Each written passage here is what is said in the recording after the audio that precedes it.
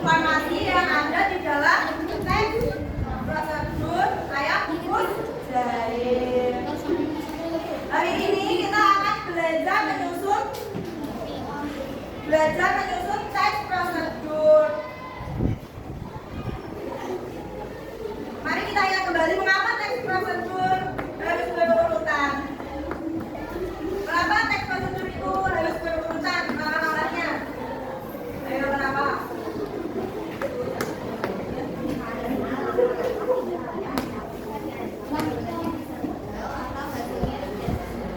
Iya, betul. Karena kalau diacak langkah-langkahnya, dia akan menjadi gagal atau tidak sesuai dengan petunjuk. Teks prosedur itu harus berurutan agar orang yang membacanya dapat melakukan langkah-langkah yang tepat dan hasilnya yang sesuai dengan tujuan. Kemudian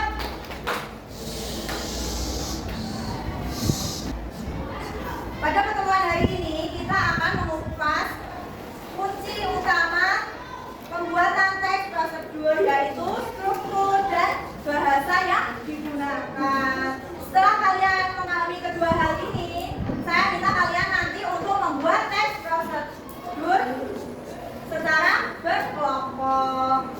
Struktur teks prosedur itu ada apa saja? Ada yang tahu strukturnya? Ia berisikan tujuan atau pendahuluan. Bagian tujuan ini berisikan sasaran yang akan dicapai atau tujuan pembuatan hal yang ingin dijadikan topik. Selanjutnya setelah tujuan ada apa? Alat dan bahan. Ya, bagian ini bersifat opsional. Artinya bisa disajikan dan ada yang tidak disajikan. Terus ada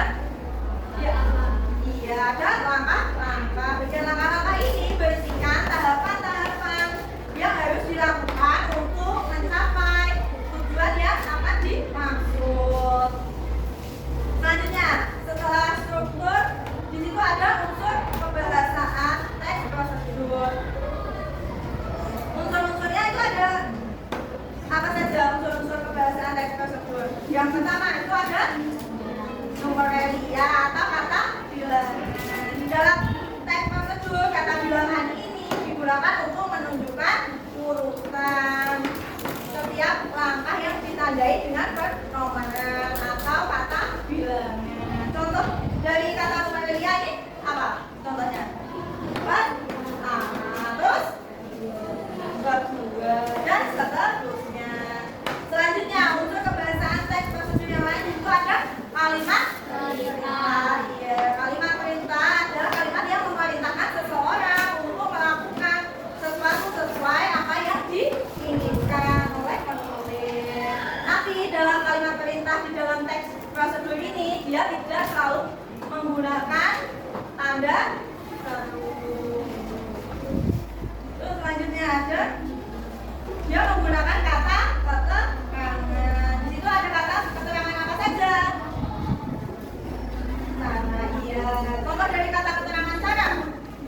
Tumis bawang